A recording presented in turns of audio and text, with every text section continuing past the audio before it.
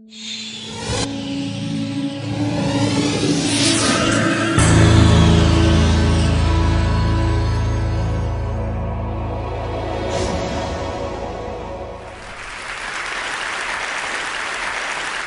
a visual artist, and I'm also one of the co-founders of the Plastic Pollution Coalition.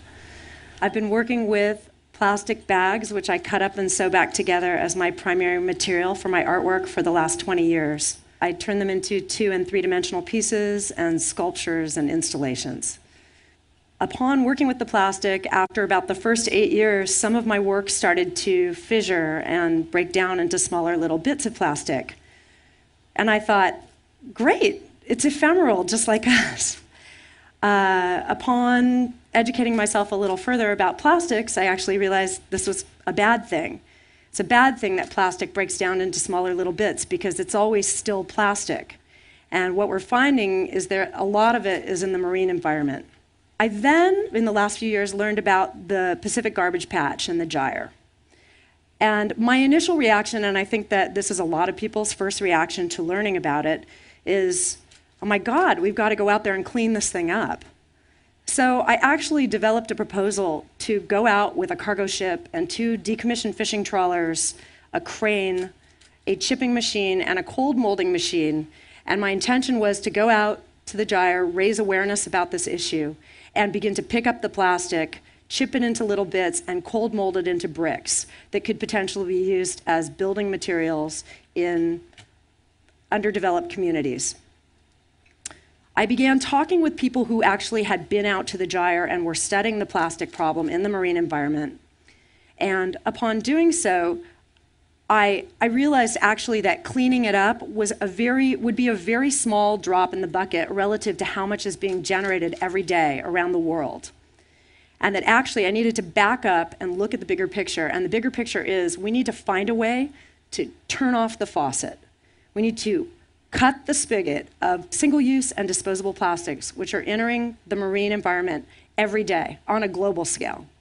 So in looking at that, I also realized that I was really angry. I wasn't just concerned about plastic that you're trying to imagine out in the middle of the Pacific Ocean, of which I've learned there are now 11 gyres potentially of plastic in 5 major oceans in the world. It's not just that gyre of plastic that I'm concerned about, it's the gyre of plastic in the supermarket. I go to the supermarket and all of my food is packaged in plastic. All of my beverages are packaged in plastic, even at the health food market.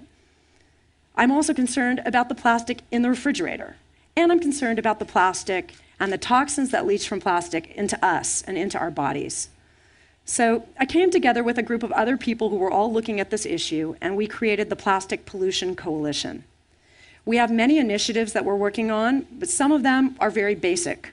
One is, if 80 to 90% of what we're finding in the ocean, of the marine debris that we're finding in the ocean is plastic, then why don't we call it what it is?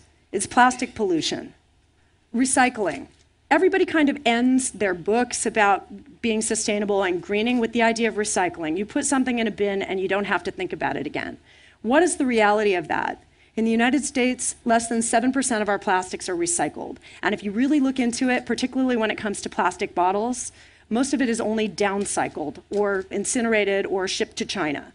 It is downcycled and turned into lesser things. While a glass bottle can be a glass bottle again or can be used again, a plastic bottle can never be a plastic bottle again. So this is a big issue for us. Another thing that we're looking at and asking people to think about is we've added a 4th R onto the front of the reduce, reuse, recycle 3 Rs, and that is refuse.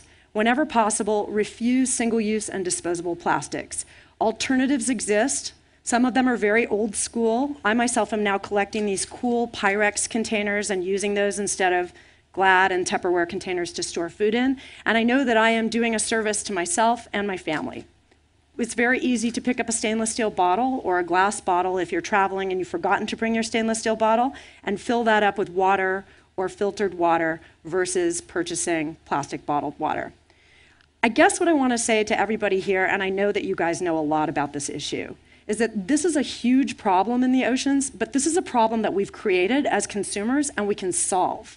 We can solve this by raising awareness of the issue and teaching people to choose alternatives. So whenever possible, to choose alternatives to single-use plastics. We can cut the stem, tie the stem of this into our oceans, and in doing so, save our oceans, save our planet, save ourselves. Thank you.